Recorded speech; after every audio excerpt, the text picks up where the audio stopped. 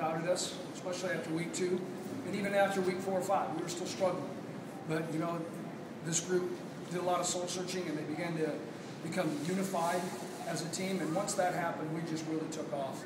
I couldn't be any more proud of their development, not only on the football field, but you know, some of the other facets of their life. And, you know, in school, again, they're great leaders in our community as well. So I'm very proud of these kids. Yeah, you guys have just picked up steam as the season has gone along. You know, one thing that we pride ourselves in is gelling and coming together at the right time, playing our best football when it really counts, and obviously that's in the postseason. You know, I'm blessed with outstanding football coaches that understand the process of developing not only football players, but developing people. And now that we get all those freshman coaches and JV coaches, you got 10, 12 guys working, you know, every play at improving our football players. So that's when we usually make the big jump, is in the playoffs, because we have more eyes, more coaches, and we're able to give our kids more one-on-one attention. Defensive front seemed like it set the tone early in the game, helped you keep them off the field. That's been I think our strength all year long, is the play of our defensive line. And you know, and early on, I thought they controlled the game. We got a little tired there in the second half, and it was pretty obvious we have some guys that go both ways. So that was pretty evident to me that we kind of, at the end there, especially that fourth quarter, we weren't near as effective. And you know, they did some nice job with the screen game to kind of keep us off balance. So again, that's where it starts, at the front with us. But again, those guys are athletes. You know, and all 11 guys on the football field can run. And we pride ourselves in playing good defense, and if we're going to win a state championship, that's where it's going to have to happen. How do you explain having 3 teams in the finals about 10 miles, 15 miles apart? It just says a lot about the type of kids within Eastern Iowa, as well as the coaches. I think you have some very knowledgeable, you know, people, not only at the top, but assistant coaches, whether you're looking at Regina or, you know, City High. And they have a system in place, obviously. And they don't go, exactly, you just don't go away from the system. You adhere to the things that make you who you are.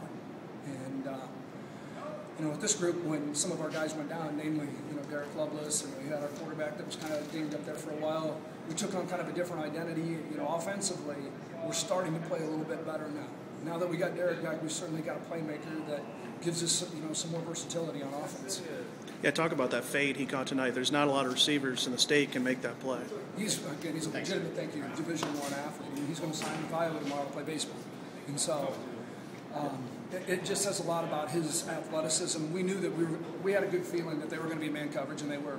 And JJ made a good throw, but it takes a pretty good defender to be able to stop him when the ball's, you know, thrown up. He's 6'2", and he's strong, and he's athletic. So we thought we'd get that matchup. Unfortunately, it worked out. But we took advantage of some turnovers. I thought that was very key. We had a short field there. Again, I think the play of the game was the punt. There's no question. When we snapped it over the punter's head, Marshall did a great job in retrieving the football. And then obviously kicking it down to, the 10 or 15-yard line, I can't recall. But anyway, that was a huge play. And then Jake Morris' strip, that was another great play. Yeah. You know, so we knew that we were going to have to take care of the football. We'll see you, Coach. Take care of the football, and hopefully force them, you know, we try to create some turnovers. Because we haven't seen them turn the football over very much. So we feel, you know, very good about, you know, putting them in a position where they turn the football over. Sure. Derek told me that playing up here is almost like playing in a home game because you guys have been here so much. Talk about the experience you guys bring to this game. It's like none other that the state's seen in a long time. That's true. I don't know how to quite put it. We talked about that the other day. It's like, guys, this is like, you know, home to us. We've been here so much. We know what to expect. We know that we're going to warm up here. We know everything about, you know, the process and the system that goes on here at the Unidome. So it's not foreign to our kids. They know what to expect, and I think that's really key. And they know it's going to be hot. They know they're going to get tore up a little bit. That's sure. Part of the environment. So, sure. Again, I'm really proud of this football team and what they've accomplished this year. But hopefully we got one more in the tank. What did you see out of Heelan in the bit of that game that you saw? They're very fast. Offensively, they're pretty dynamic, and it's going to take a great effort defensively to keep them in check. Offensively, we're just going to have to take care of the football and kind of grind it out a little bit and hopefully keep their offense off the field, but they're awfully good. I mean, it's going to take a great effort on our part.